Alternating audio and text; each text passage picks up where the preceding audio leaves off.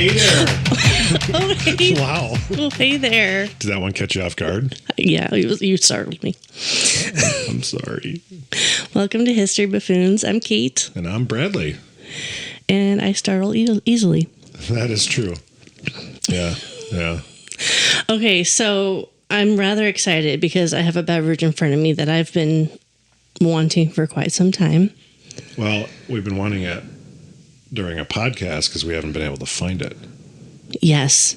And I happened to be at a store the other day, and I'm like, holy shit, there it is. It like sang to me like, oh. And there was like a cannon fire. Yeah, and like the heavens opened up, right, and the sun shone and there's down. a hallelujah chorus, and yeah. Actually, that really all happened. Yeah, and like a beacon was you were just like zeroed in, like moth to a flame. I think the funny thing is, it was just probably the radio and a light was over it, but yeah. But you know, I saw it and I'm like, I happened to be there. I'm like, I'm gonna look because I don't think I did. You were at a grocery store or a liquor store? No, it was a liquor store. Okay. And so I'm like, I wanted to look here. I don't believe I have yet. And I'm looking in the cider area. And I'm like, oh, there's Seattle cider. Nope. And I'm like, I looked up. I'm like, fuck, they don't have it either. I'm like, wait a minute. Holy shit, there it is. Yeah, so it's called Basil Mint. It is a hard cider from Seattle Cider Company. Yep. And alcohol content is 6.9%, and it is a sipper. Yeah, it's not one you're going to pound. It's not like an Angry Orchard where you can just go to Pound Town on those because they're super sweet. Right. This one is not super sweet, but no. So our favorite bar that we go to in Elkhart Lake, Wisconsin, has this, and they're really good about having like obscure options for their patrons. Even their tap handles. It's not like you don't go there and order a Miller Lite. Right. Which is awesome in my opinion. Yeah. So fuck Miller Lite. So I saw this advertised on their little screen full of, beers. And I was like, Basil Mint, that sounds really interesting. Yeah. I'm not a huge cider person. I can drink it, obviously, but I'd rather have a beer, Sure. So I tried this, and holy man. You're like, this is amazing. This is amazing. So there's actually like a little bar on the can that says whether it's more sweet or more dry. And this one is towards the middle, but on the dry side. Yep. And it says it's made from fresh pressed Washington apples. Huzzah for Washington. Yeah. So I'm super excited that you found this, and it's really, really cold, which I'm loving. Excited about. Yes. So. There we go. Yes. Cheers. Cheers. Yep. There it is. That basil. It adds a really unique flavor to the apple. It does. It's so good. Yeah, I'm really, I'm actually quite fond of this one too. Have you ever had basil on your eggs, like hard-boiled or not hard-boiled, fried hard eggs? I don't think so. Is it pretty good? Yeah, I actually really, really like it. I guess I never even would have thought of doing that. I don't know why I would have. Yeah. Well, I won't go there. Anyway, so we're drinking a Washington drink, but my story actually takes place in Oregon. Oh, not too far off, though. Not too far off. Have you ever been to Oregon? I have never been to the Pacific Northwest. Oh, it's lovely. I've heard many a tale. Yeah. Except I heard a lot of people died from dysentery out there on the Oregon Trail. Oh, I was like, what? Did you ever play that game when you were? Oh, yeah. You died of dysentery. Yeah. Oh, man. Actually, my mom she recommended an Oregon Trail book specifically as a topic for our podcast. So that might be coming in our future. Yeah, that's right. But yeah, that was, yeah. Is that where the Donner Party died? No. Is that no? That was up in like a mountain pass, but up that way though, right? Yeah, I want to say it was like was that in Washington? Idaho, Utah. That could be up that something way though. Like that. But anyways. yeah, they had to travel a really long distance, and they got just swamped with snow, and they got stuck. Yeah.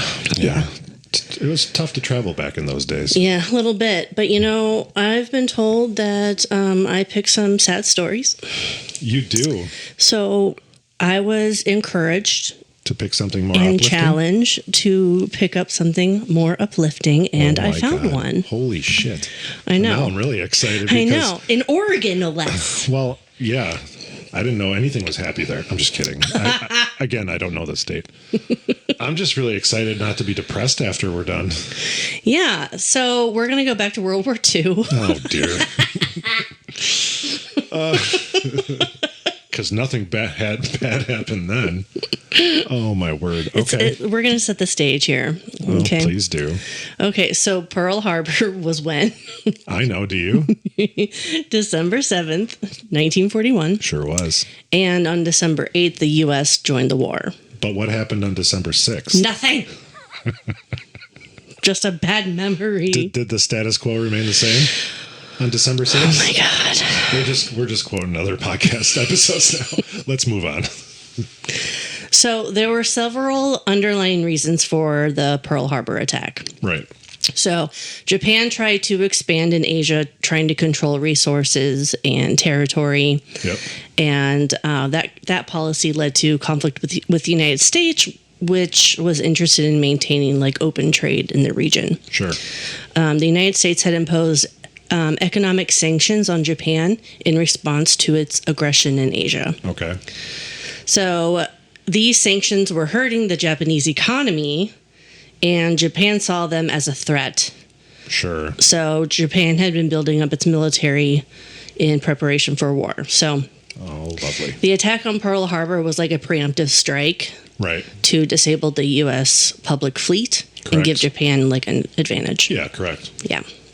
So at this time, the U.S. economy was still actually recovering from the Great Depression. Yep. So the country entered the war in 1991. Unemployment rates were pretty high.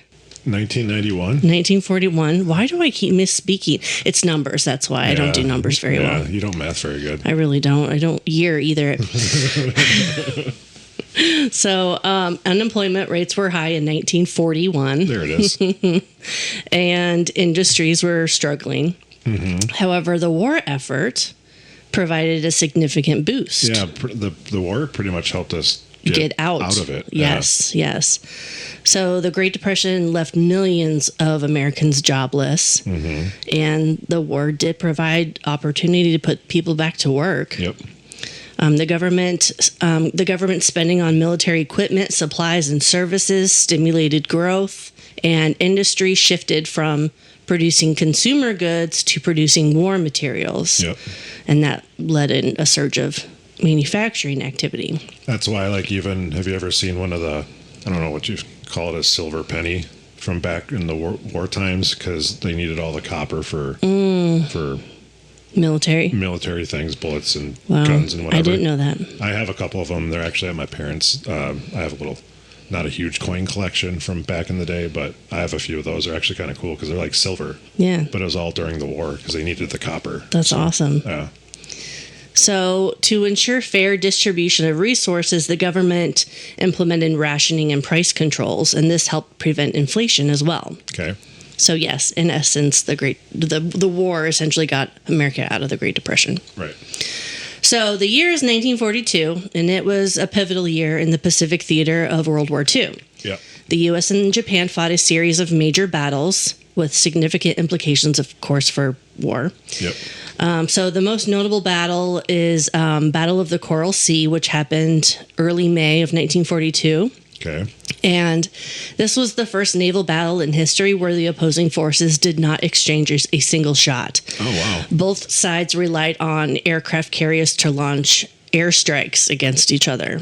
Oh, okay. Mm-hmm. The battle was a tactical draw, but it prevented the Japanese from capturing Port Moresby, which is a strategic location in New Guinea. Okay.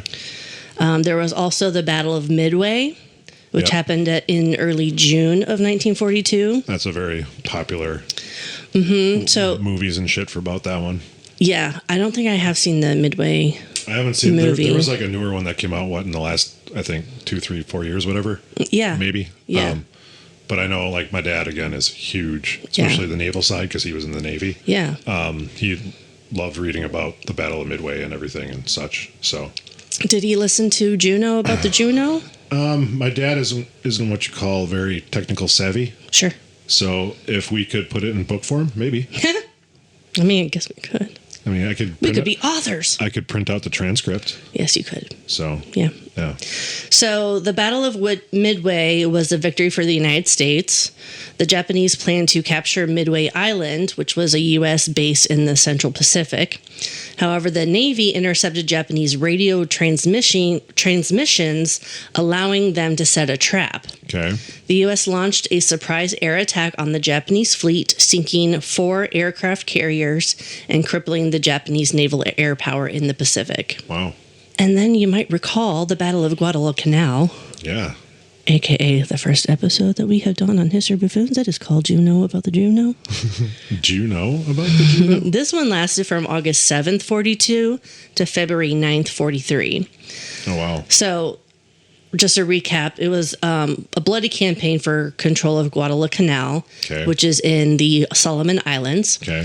The U.S. Marines landed on the island in August 42, but faced fierce resistance from Japanese forces. Right. The battle lasted for several months, with both sides suffering heavy casualties. Blah, blah, blah, blah, blah. That's okay. You'll get there. I will. So the U.S. eventually succeeded in driving the Japanese from Guadalcanal. And then there was the Battle of the Eastern Solomons, which was mid-August 1942. Okay. And that was another naval battle of the Solomon Islands. Gotcha. The Japanese attempted to reinforce their troops on Guadalcanal, but were intercepted by the Navy. The battle resulted in a tactical victory for the Japanese, but they suffered significant losses in aircraft carriers. Oh, wow. Okay, so the scene is set. Okay. So, depressing so far. War. Just wait, I promise. Okay. Enter Nobuo Fujita. Fujita. Like fajita, only Fujita. Is this the guy who flew to Washington to attack stuff, but then didn't, basically? No. Okay. We're in Oregon. Oh, that's what I meant. Oregon.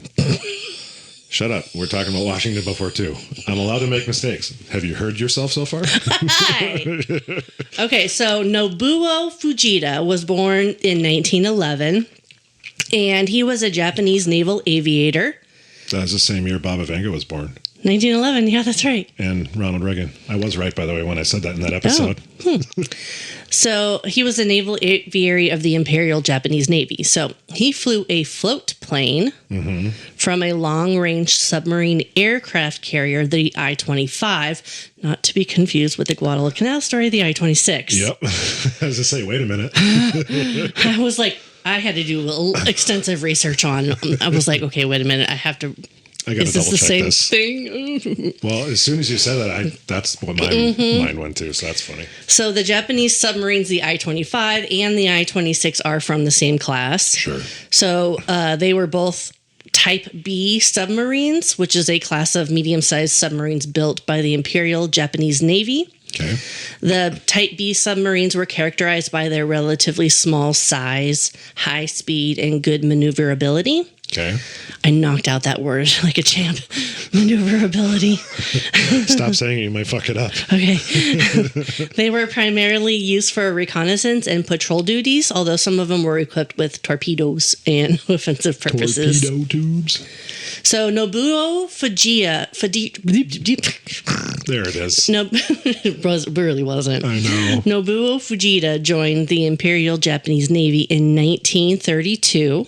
So he was 21. And became a pilot in 33. Okay. He flew a Yokosuka E-14Y, a reconnaissance seaplane. And we call it, the U.S. calls it a Glen.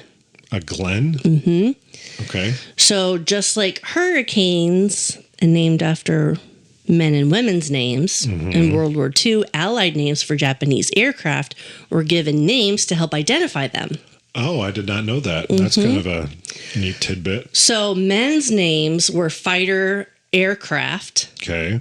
And women's names were for bombers. Oh, really? Yes. So, according to the U.S., he flew a Glen. Huh. I never knew they did that Yeah. for that's pretty cool, actually. Yeah. So, his plane could actually be folded up and placed inside a watertight capsule attached to the deck of the submarine. Sure, that makes sense because obviously if they have to dive, you're screwed otherwise. It's like, well, they left the plane behind. But my plane's floating up there. I think that's a target. Yeah, I think that's going to give us away, guys. So I have the specs of the Glen plane. Is there anything that you would want to know, like speed, height, wingspan, anything like that? What's the overall... Yeah, start with wingspan. Wingspan is 11 meters or 36 feet. Oh, that's quite longer than I anticipated. Mm-hmm. What was the length of it? The length is 8.54 meters or 28 feet. So it was shorter than the wingspan? Mm-hmm. Wow, that's kind of weird. Mm-hmm. Okay. And how fast could it go? So the maximum speed was 246 kilometers per hour, which is 153 miles an hour. That's still pretty quick. Mm-hmm. What was its range? Because obviously it was like, this is one that had to fly lower, right? Yes. So that one, the range is 881 kilometers or 547 miles. It's still pretty good distance. Yeah. Okay. All right. Yeah. Cool, huh? Yeah, I think I'm satisfied with my specs. Awesome. I can continue now. Yep. Carry on. Okay. So 9 months after Pearl Harbor, on September 9th, 1942, 30-year-old Nobuo Fujita assembled his seaplane on the deck of the sub and catapulted into the air. So would they literally just kind of shoot him off the deck? Mm-hmm. Okay. So cruising at 90 miles an hour, he headed straight for the shores of Oregon in an attempt to avenge the Doolittle raid. Right. So the Doolittle raid was that happened on April 18th, 1942. 16 American B-25 bombers launched from aircraft carriers 650 miles east of Japan and attacked the Japanese mainland. And it was commanded by Lieutenant Colonel James H. Doolittle. Yep. So Nobuo Fujita was going straight to Oregon to avenge the Doolittle raid. Did you find out any reason why they picked Oregon? And yes, I said Oregon. Yes. Oh, good. But I will continue. Oh. So there was a lot. Sorry. There was a lot going on in Oregon at this time, 1942. The state was heavily involved in the war effort, and there were significant changes to the economy and society. So Oregon did a ton of shipbuilding. So Portland, Oregon became a major shipping hub during the war. So there are shipyards, including the Kaiser Shipyards and the Willamette Iron and Steel Company. And they expanded their operations to meet the urgent need for vessels. So they had different types of ships. One was called Liberty ships. Okay. They were large standardized cargo ships used to transport troops and supplies. There was Victory ships, faster, more efficient version of the Liberty ship. Why wouldn't you just make them all faster then? I mean, you would think, right? Yeah, okay. And then there was a T2SEA2 tanker. It's a mouthful. Yeah. They were oil tankers used to transport fuel to Allied forces. Oh, sure. Okay, so the shipbuilding industry provided employment for thousands of Oregonians. And Oregon's manufacturing capabilities also contribute to the war effort. They produced aircraft parts, propellers, engines, and then they even had timber resources there. So lumber was used to construct the ships. Okay. Aircraft and military bases, and then agricultural stuff as well. Yeah, right. Okay, so I'm going to quote Fujita himself. Oh. Yes, so this was taken from a U.S. Naval Institute website. Okay. So, quote, "It was then that my idea occurred to me. Submarine aircraft were armed with bombs. A plane could search far ahead of a submarine and attack shipping, or it could combine a joint attacks with the mother ship." Mm-hmm. So, nope, I'm going to continue. I thought the end quote was there, but it's not. Oh, okay. Lieutenant Tsukido Sukido. The executive officer became very excited about the idea, and we discussed how Japanese submarines could attack, say, Panama Canal and aircraft factories or naval bases around San Diego, San Francisco, and Seattle, all at the same time. More submarine-borne planes could help cut supply lines and bomb any ships that came to the rescue of the enemy. You ought to put your ideas in writing, Fujita, he said, and forward them to high command. End quote. There you go. So it was Fujita's idea to have have planes on these submarines. That's pretty impressive. Yeah. And they carried it out. That's they pretty did. Good. Also, if you do good work, you're going to get more responsibility, which is why he was asked to bomb Oregon. Oh, sure. He's like, hey, this is your idea. You're going to do it. You're going to do it. So Nobuo was actually disappointed that Oregon was chosen. He's like, can't we go somewhere tropical? He was hoping for a larger port city in California. Sure, makes sense. Yeah. He wanted more glory, basically. Yeah. But a fellow officer, name unknown, said, quote, "The northwestern United States is full of forests.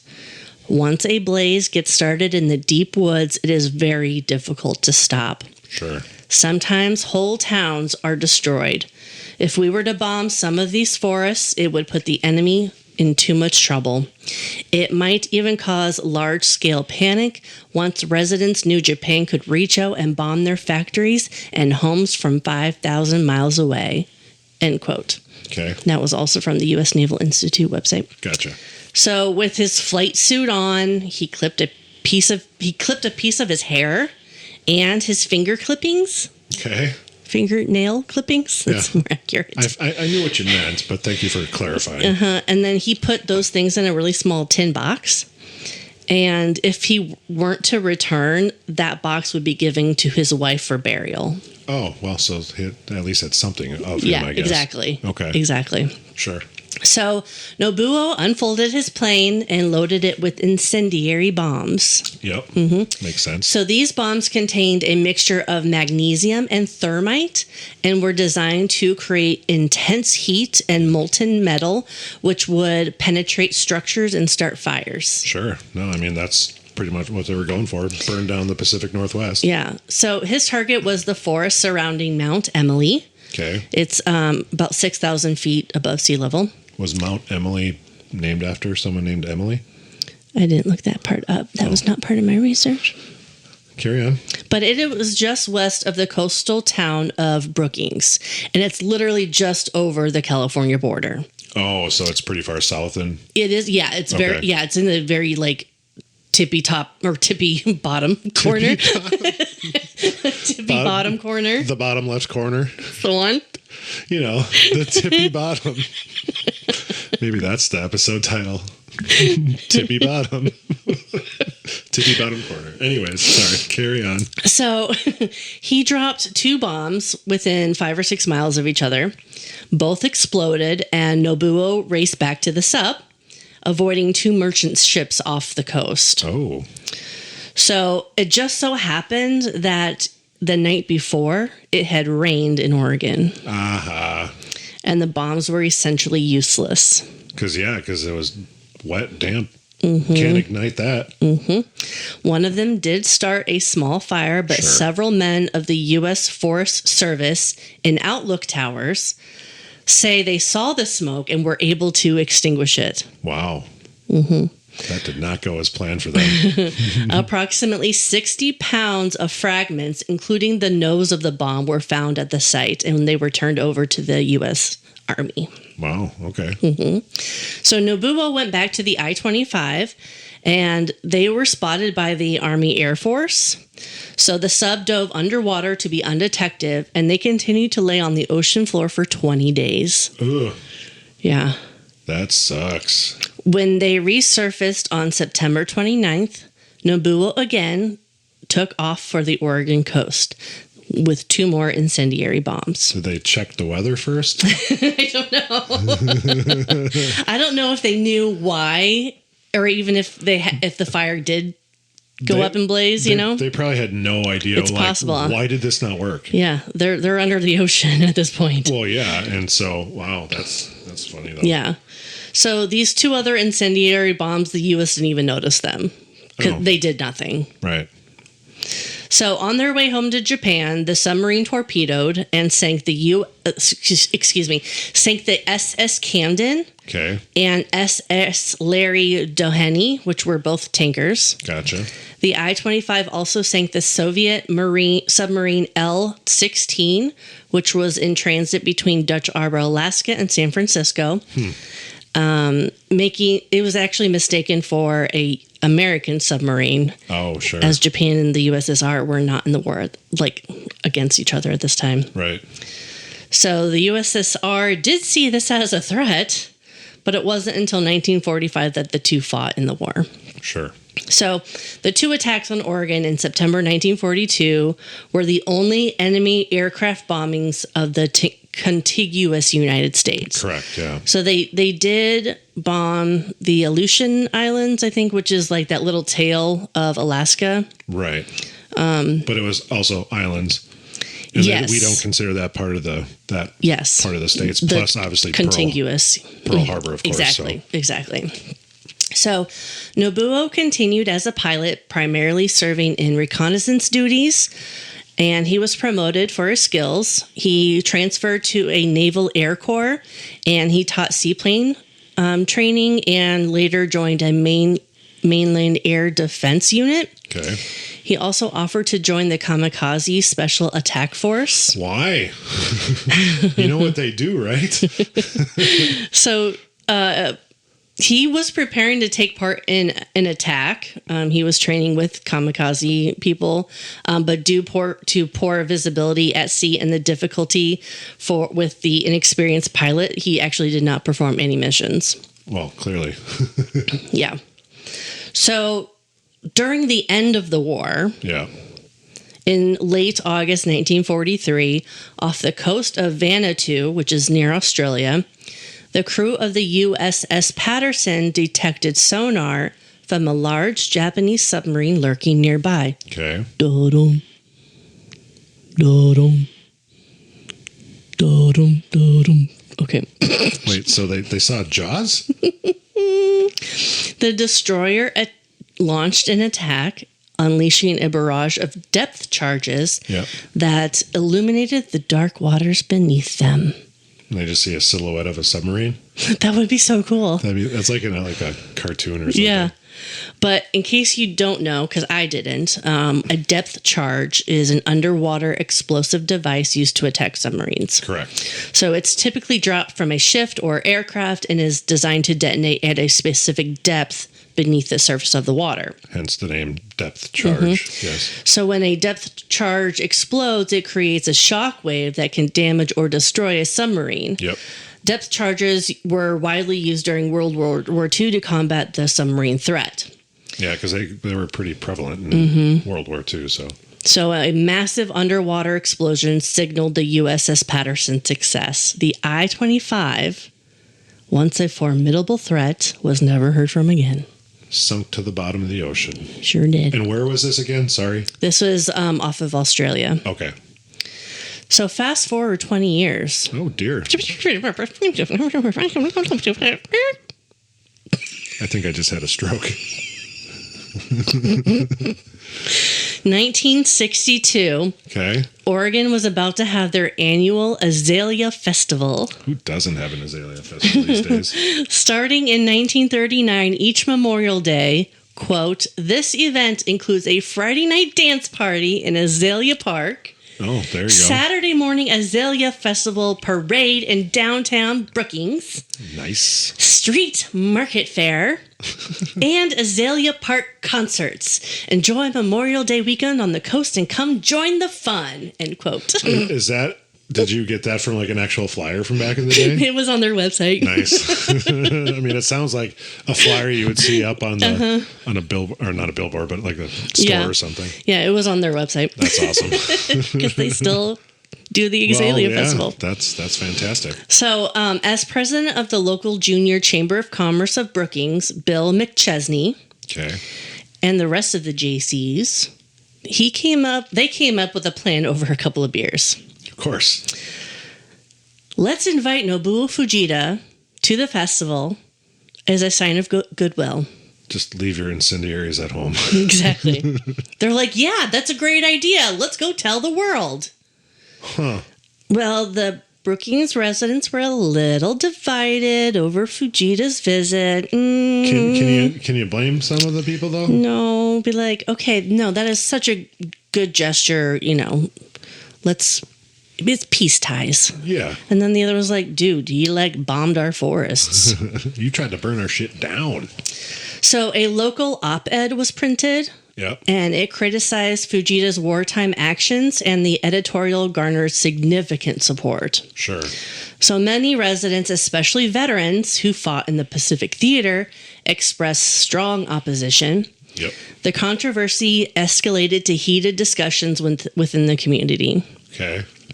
Bill McChesney even got a death threat. Oh, Jesus. Quote, I got a death threat in the middle of the night, he remembers. This guy said, if you walk with that man down the street, we're going to have rifles pointed at you and your family, end quote. And when I say man, that was my own word that I entered because they used a derogatory term. Oh, sure. So the local JCs convened an emergency meeting at the McChesney's home. These young entrepreneurs, all under 35, All right. unanimously decided that they'd invite Nobuo Fujita back to Oregon. Oh, so they said, fuck it, let's do it. Yep. Supposedly, the invitation actually earned the respect of then President JFK, Oh, sure. who congratulated the town for its efforts and promote international friendship. Oh, nice. Yeah. I've seen this stated in a couple of my sources, but there was no other specifics other than JFK congratulated them. Sure. So the trip was formally arranged after the Japanese government assured Fujita that he would not be arrested or tried as a criminal. I mean, you can't blame him for No. wondering, because it's like, holy shit, I bombed them. Am I a war criminal now? Exactly. Yeah. So Nobuo, his wife, and their son stayed at the McChesney's home for the first few days in Brookings. Oh, wow. Years after his 1962 trip, Fujita revealed that he didn't know what would happen during his visit in Brookings. Part of him feared that he would be pelted with rotten eggs or even tried for war crimes. Yep. If so, he would have used his centuries-old family katana for seppuku, or ritual suicide. Yeah. Kind of. Did you ever see the, what's it called? The Wolverine, one of the Hugh Jackman movies? They show him because he got captured during World War II over in Nagasaki or whatever. And they show some of the guys doing that. Oh, in the movie. No, I haven't seen that. It's pretty decent. I enjoy it. So this sword went with him literally on each of his flight missions. Oh, He took it with him everywhere. Sure. I mean, you can't do it if you don't have it. And it was passed down from his generations over 400 years. Did he give it to his kid? Well, he brought it to Brookings just in case. In case I need to kill myself today. But instead of passing it on to his son, he presented his family's most prized possession to the city of Brookings. Oh, wow. When he was met with kindness, sincerity, and respect. That's pretty cool. So in a nationalinterest.org article, Nobuo said, quote, "This is the finest way of closing the story," he said as he presented the sword to Mayor C. Fell Campbell. "It is the samurai tradition to pledge peace and friendship by presenting a sword to a former enemy," end quote. Wow. That's pretty big of them to do that. Do they still have it on display there? Yes. Sweet. The Fujitas were the center of attention during their visit, obviously. Right. Nobuo was honored with a key to the city. He piloted a plane over the bomb site and even attempted to play the bagpipes in a parade. Why? I don't know. That seems weird, but I like it. Bagpipes are awesome. I'm in a marching band and I see Nobuo. Here, try my trombone. Go ahead, give it a try. Have you played the trumpet before? Here you are, sir. So there were still some underlying tensions. Sure. Several individuals, including the Forest Service employee who first discovered the bomb site, were actually detained as a precautionary measure to prevent any potential conflicts. Oh, that's probably smart. Yeah. Wow. So over the next 3 decades, he visited the town several times. Oh, wow. He Cool. came back, yeah. He donated books about international relations to the community. Mm-hmm. And despite financial hardships, he hosted 3 female students from Brookings High School to visit Japan in 1985. Oh, that's cool. Mm-hmm. During the visit, Fujita received a U.S. flag flown over the U.S. Capitol building and a dedicated letter from an aide of President Ronald Reagan that says, quote, "with admiration for your kindness and generosity," end quote. That's pretty cool. Mm-hmm. In 1992, he planted a tree at the bomb site as a gesture of peace. In 1995, he moved the samurai sword from the Brookings City Hall into the new library's display case. Okay. So Fujita helped to gather money to help build the library. Wow. And he was later named an ambassador of goodwill by the city for his continued peace efforts.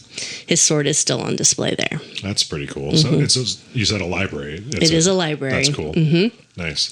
Fujita was made an honorary citizen of Brookings while hospitalized for lung cancer. Okay. He died a few days later on September 30th, 1997, at the age of 85. Wow. A year later, in October 1998, his daughter buried some of Fujita's ashes at the bomb site near Brookings. Okay. According to local resident Brenda Jacks, who also is the librarian, Nobuo's daughter told her that, quote, "part of her father's soul would forever be flying over Mount Emily," end quote. That's cool. Today, you can visit the bomb site. Sure. And to hike it, the site number is number 1118.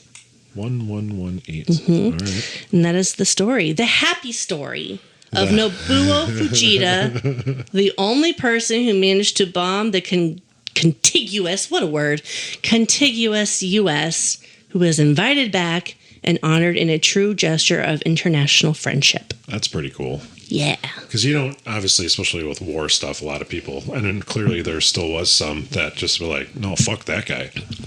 Oh, yeah. You know? I think there's still opinions on that. I did read a story about a veteran who was really upset that he came and he was kind of a burden a little bit to the community over it. That's too bad. But then as he kind of grew older, he finally understood what this all meant. Okay. And he is actually in charge of keeping that display case clean and basically upkeeping it. That's pretty cool. And he's happy to do it. Sure. His mind completely changed. Okay. Nice. Yeah. So I get to drink my beverage now. Yeah, so thank you for that story. It was much more uplifting than, I don't know, what we're used to. Usually it's filled with death and destruction. Yeah. But while you drink your beverage, yes, I have something. It's not really a quiz per se. Okay. But I'm going to do an idiom, and you have to guess which explanation is correct. Oh. You ready for that? Yeah. Did you come up with this idiom yourself? This idiom is from your parents. Oh, okay. One of those. Yep. So, okay. Your parents enjoyed one of the ones we did. Yes. And so they gave a suggestion to you to give to me to do. Okay, cool. I don't remember who they are. You will. So we're doing a one truth, two lies idiom. One truth, two lies. Okay. Yeah. So fall off the wagon or fell off the wagon. You said wagon. Wagon. You totally said wagon. Like a true Wisconsinite. Well, I've never lived anywhere else. But anyways, wagon is an informal idiom that means to start drinking alcohol again after a period of abstinence. It can also be used to describe returning to any bad habits such as smoking, gambling, or drugs, etc. Mm-hmm. I had chocolate today. I fell off the wagon. Did you though? Actually, I did it, but it was puppy chow. Oh, nice. I do enjoy me some puppy chow. All right. Explanation number one. Okay. Now, before I read these, I found all these. You have to guess which one is correct. Okay? So were they all a potential? I will not divulge that information. Okay. We'll chat about that afterwards. Okay. All right? Yeah. All right. So explanation number one. Back in the 1800s, when hangings were a common practice, loved ones would go to these to see their family member, friend, etc., whoever it might have been, as a last-ditch effort of support for those people. People had to drive far sometimes because they lived out of town on their farms and ranches and to get into town. Knowing what they were headed to, many would drink heavily to try and numb the pain of what they were about to witness. I don't blame them. Because of that, by the time they arrived at the hanging, they would be so drunk that they would fall off the wagon. Okay? Okay. That's number one. Okay. Number two, the original version of this expression was on the water wagon or water cart, which isn't heard anymore because obviously everyone says off the wagon or fell off the wagon. Mm-hmm. During the late 19th century, water carts drawn by horses wet down dusty roads in the summer to lessen the amount of dust getting in the air. They still do that. Yeah. At the height of Prohibition crusade in the late 1800s, men who vowed to stop drinking would say that they were thirsty indeed, but would rather climb aboard the water cart to get a drink than break their pledges. From this came the expression, I'm on the water cart, or I'm trying to stop drinking, basically. The word wagon was replaced, or soon replaced cart in the saying, and it would eventually just be shortened to on the wagon. So if you fell off the wagon, you started drinking again. All right, third one. During a plague in the 1500s, townspeople would have to pull a wagon around town to collect the deceased to dispose of them. While doing so, because there were so many, the carts would become increasingly full. Because of this, and trying to be efficient and make less trips, sometimes they would be so overloaded that bodies would literally fall off the wagon. With bodies falling off, it looked like the streets were lined with drunk, passed-out people. Over time, people would see someone alive but drunk and passed out on the side of the road and exclaim, they must have fallen off the wagon. So which Those one are of so those good. which one of those is right? Well, I think my mom would say the first one. Yes. Oh gosh, I don't know. They're all so believable. I don't think it's number two. Okay. Because I think there's too many like changes that happened. Sure. And number three is just funny. I hope it's number three. I'm glad you picked number three because I completely made that up. No. Yes. That was not found on the internet or anything. I just literally wrote a short story. Great job. Thank you. Number one is the one your mom suggested it was. Yeah. Also incorrect. Really? Yes. Is it number two? Yes. Everything I found on it was number two. I adjusted what it said and everything and whatever to make it sound more like the other two. Wow. But everything I found, so again, we do these idioms. There's a lot of explanations for things. I still could be wrong. Partially wrong. Can you summarize that number two again?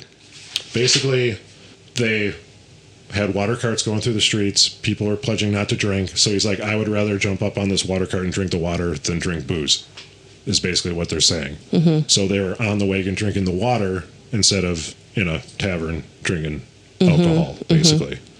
So that's so weird. I know. They replaced it like the water cart to wagon. And yeah, it didn't really tell me why they replaced that word.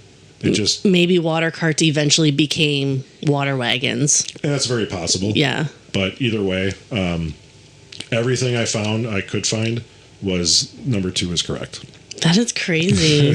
So I thought those were pretty funny. Yeah. I even had Sarah read those, and she's like, I really wish it would be number three. That just means you did a really good job. Yeah. So I thought that one was, I mean, it's somewhat believable. It is. She's like, it's so kind of like far-fetched that it actually could be real. Yeah. So, and I kind of did that on purpose, but. I mean, there are death carts and stuff. Well, I mean, part of my inspiration for it was Monty Python, where I was like, bring out your dead, and they're taking the cart through the town, and I'm not dead yet. I'm not dead yet. But yes, you are. Yes, you are. So yeah, we will probably reference that movie a lot. I'm not sure why, but if you haven't seen Monty Python and the Holy Grail, absolutely worth a watch at least once in your lifetime. Twice, maybe too many times. Well, it's not. It's not one that has a ton of rewatchability. Yeah, I could not rewatch that over and over and over. It's like once every decade and a half for me. Yeah, I was gonna say decade to two. Yeah, but, you know, it's still worth it. At least I'll watch. It is if absolutely you've never worth seen it. So yeah, it's pretty good. That was a good one. Well, thank you. Yeah, I like that. One truth and two lies. That was great. Yeah, so we'll try that again in the future with future idioms and see if that how they go. I guess basically. Yeah. So, awesome. Yeah. Well, what did you think? Did you finish your Basil Mint cider? I did. I think there might be a drop in there. So I'm only about halfway through. Yep. And I feel like I need some food in my belly with this 6.9% alcohol content. Good point. We can figure that out for you. Yes. Yeah, that's the thing. I have puppy chow in my car. Ooh, excellent. I mean, it doesn't taste like 6.9. It's pretty good. No, it's really good. No, it's a nice sipper. Obviously, I finished mine because you were doing your story, so that makes sense. But yeah, did you like the story? I did. Yeah, I had heard about. I didn't know all the particulars, but I have heard about that guy before, kind of coming over and whatever. So I didn't know all the specifics like that, though. So that's kind of cool. So I like to find books, as opposed to like websites, right? So I found a book and I was like, all right, purchase. It's only like $2.99 or something on Kindle, whatever. Right. It was a kid's book. I'm like, refund. Can you do that on Kindle? I did. So I was able to because I asked for a refund probably within like 2 or 3 minutes. Oh, so if it's pretty quick, like if you had it for a week, they'd be like, go fuck yourself. Yeah, they might also be able to tell how far you got into the book. Oh, sure. But I skipped. Okay. So I was like page 1, page 15, page 30. I was like, oh crap, this is just a kid's like illustrated picture story book. So I did get a refund and I didn't read it. But yeah, so all of my resources were websites, but many of them were like the U.S. Naval Institute and stuff like that. So no, that's pretty cool. Again, it's nice, a little more uplifting than normal because we're not talking about someone just murdering their mother or whatever it might be. Nero. But it's nice that the people did embrace him like they did, and he actually became quite a pretty big part of their community. Yeah. Up until basically he died. I mean, and he lived quite a long time. He was 85, so that's pretty impressive. Yeah. But no, that's pretty cool. So I liked it. Well done. Thanks. You're welcome. Challenge ended. Well, let's continue it, though. I did a good job. I did a good job. Leave me alone now. No, very well done. So, thank you. Yeah. But, well. I suppose. All right, buffoons. That's it for today's episode. Buckle up because we've got another historical adventure waiting for you next time. Feeling hungry for more buffoonery? Or maybe you have a burning question or a wild historical theory for us to explore. Hit us up on social media. We're History Buffoons Podcast on Reddit, X, Instagram, and Facebook. You can also email us at historybuffoonspodcast@gmail.com. Follow us wherever you get your podcasts and turn those notifications on to stay in the loop. Until next time, stay curious and don't forget to rate and review us. Remember, the buffoonery never stops.